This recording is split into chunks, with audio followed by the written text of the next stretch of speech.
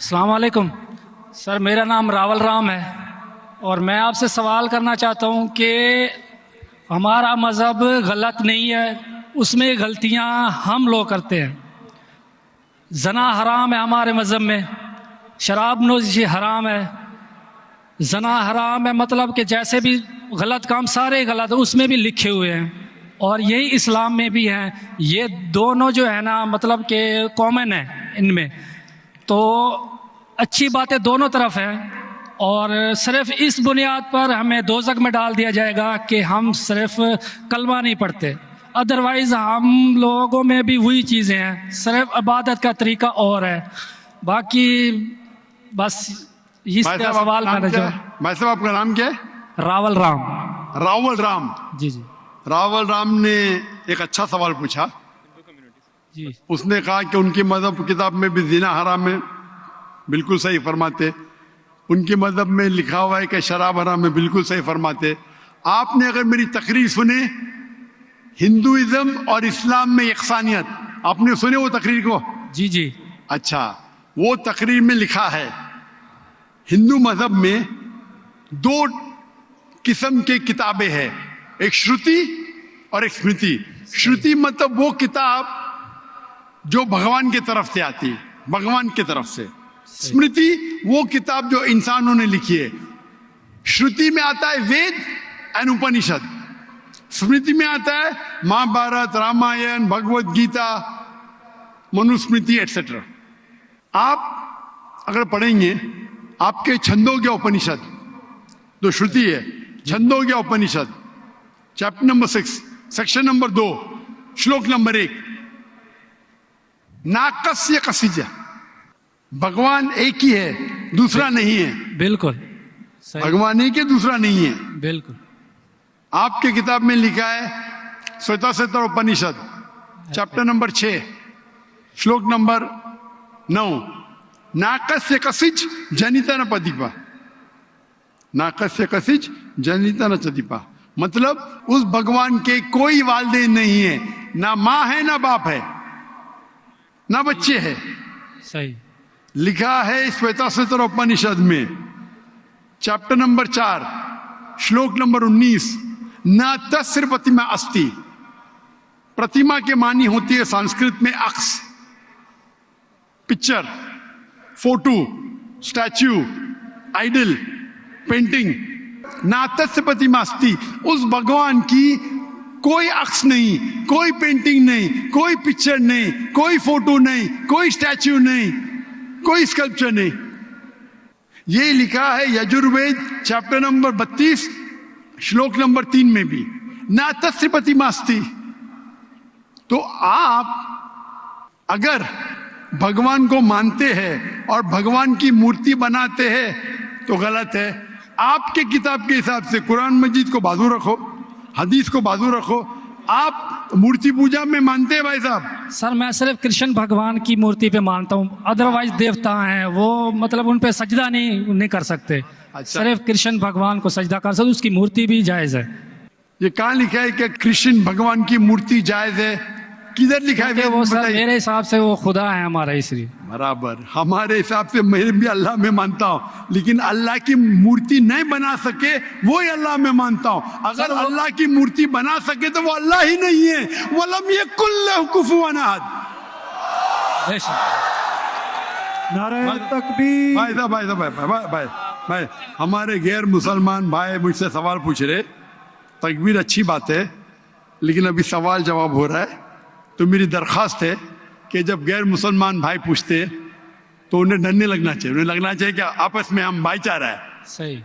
उनको डरने लगना चाहिए। डरते नहीं माशाल्लाह, लेकिन आप ऐसा मत करो कि वो डर जाए। नहीं नहीं बराबर ना? तो आप डरिए मत भाई साहब, ये खाली तकबीर कह रहे। नहीं सर। तो हमारे हिसाब से जी। जिस की मूर्ति बना सके वो अल्लाह ही नहीं, और ये वेद में भी लिखेला है। आप इस्कॉन में मानते हैं सर वो तसव्वुर है, वो हमें भी पता है कि उसमें खुदा नहीं है, वो एक तसव्वुर है। हमारे इसमें खुदा का तसव्वुर करते मूर्ति बनाए तो गलत है। तो यही मैं कहता हूं, आप अपनी किताब का अमल नहीं कर रहे, आप अपनी किताब का सही अमल करेंगे तो आप भी जन्नत में जाएंगे। सही बात है, बिल्कुल। तो कुरान हम में नहीं क्या करते ना, हम सुनिए, अपना मजहब पे सुनिए, सुनिए, मतलब फॉलो नहीं करते सुनिए, सही तरीके सुनिए। से। जी जी मेरा फॉर्मूला बहुत इजी है। सही। कुरान मजीद में लिखा है सूरह इमरान में सूरह नंबर 3 आयत नंबर 64 में, तालौ इला कलिमतिन सवाइम बैना बैनकुम, आओ हम उस बात की तरफ जो आप और हम में यकसा है। सही। अपन आज माने जो आप और हम में यकसा है, कम से कम उस पे तो अमल करे। मेरा फॉर्मूला यूनिवर्सल है, पूरा भाईचारा है। मैं कहता हूं भाई बाइबल को लेके आओ, वेद को लेके आओ, कुरान को लेके आओ। वेद काफी बड़ी है, जी जी। बाइबल कुरान से 3 गुना बड़ा है। हम आज वादा करें कि जो यकसा है कम से कम उस पे तो अमल करे। जो यकसा नहीं उसको साइड पे रखेंगे, कल बहस करेंगे। जो यकसा उस पे तो अमल करे। बाइबल में लिखा है, वेद में लिखा है, खुदा है कि खुदा का अक्स नहीं। अगर आप खुदा का अक्स बनाते तो आप वेद के खिलाफ जाते। सिर्फ कृष्ण का बनाओ तो भी गलत है। सर वो भगवत गीता में लिखा है इसलिए। आप भगवत गीता स्मृति है, भगवत गीता महाभारत का हिस्सा है, सही क्या नहीं? सही। तो महाभारत एक स्मृति है, स्मृति श्रुति के खिलाफ नहीं जा सकती है। अगर स्मृति और श्रुति में टकराव है तो हम श्रुति को मानेंगे, स्मृति को नहीं। वेद और उपनिषद सबसे ऊपर है। सही। तो आपका एक पीएचडी टीचर है, वो कुछ कहता है, और एक बैचलर है। आप पीएचडी वाले उस्ताद को मानेंगे या जो बैचलर की डिग्री वाले उस्ताद को मानेंगे? किसको मानेंगे? कौन से उस्ताद को मानेंगे? PhD sir. पीएचडी। तो आपका पीएचडी वेद है।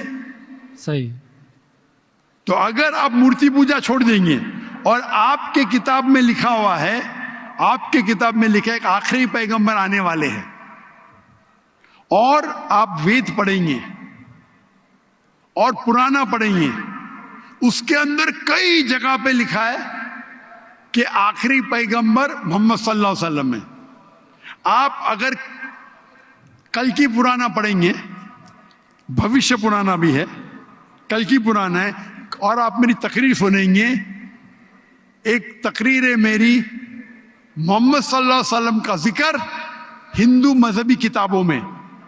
वक्त की किल्लत होने की वजह से सिर्फ मैं छोटी पॉइंट कहूंगा। सही। आप अगर कल की पुराना पढ़ेंगे, चैप्टर नंबर 2, श्लोक नंबर 5, 7, 11, 15, 17, उसमें लिखा है क्या? एक अवतार आएंगे, आखिरी अवतार आएंगे, जिसके वालिद का नाम है विष्णु यास। विष्णु मतलब भगवान, जी जी।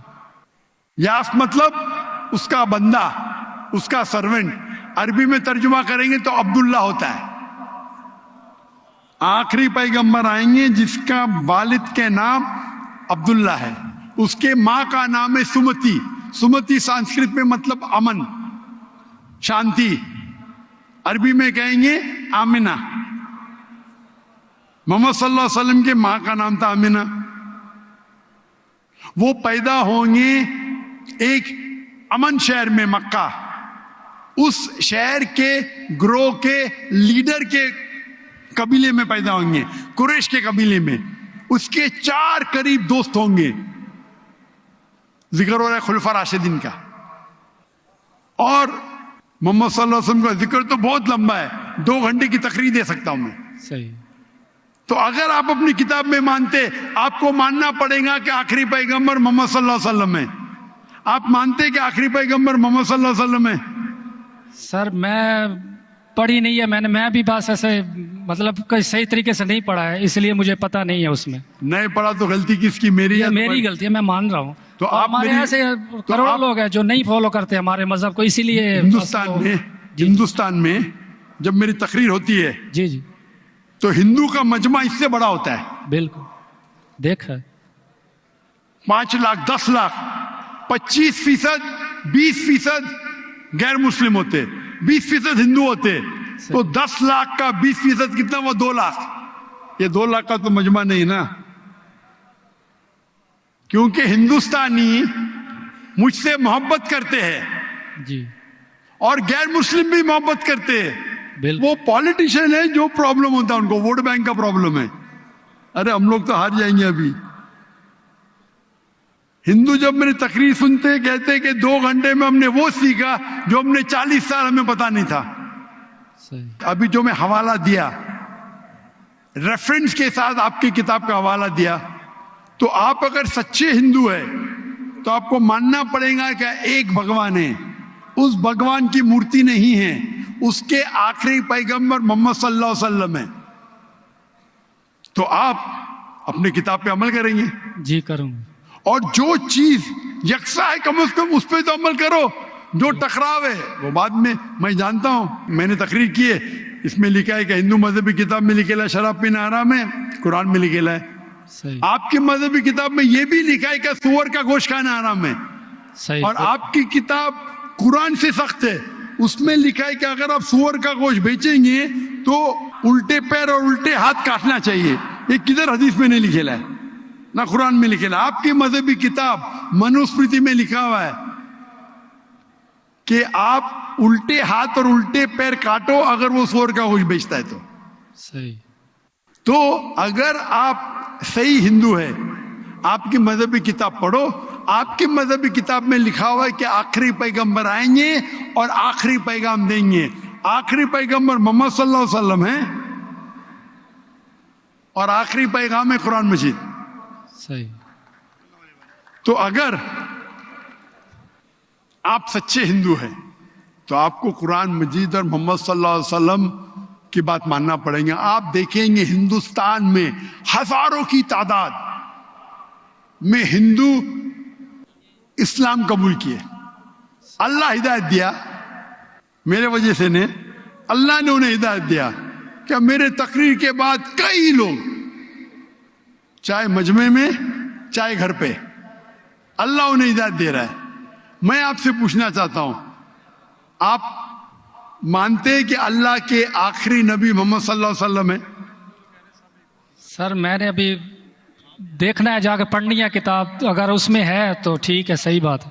तो मेरी आपसे दरखास्त है कि आप मेरा वीडियो कैसेट जी हिंदुइज्म और इस्लाम में यकसानियत देखिए, जी।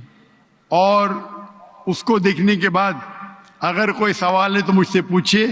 अगर आपको यकीन आता है तो हक है, तो मैं आपको दावत देता हूं कि हक का पैगाम को एक्सेप्ट करो और इंशाअल्लाह ये आपके लिए राह नजात बनेंगी इंशाअल्लाह।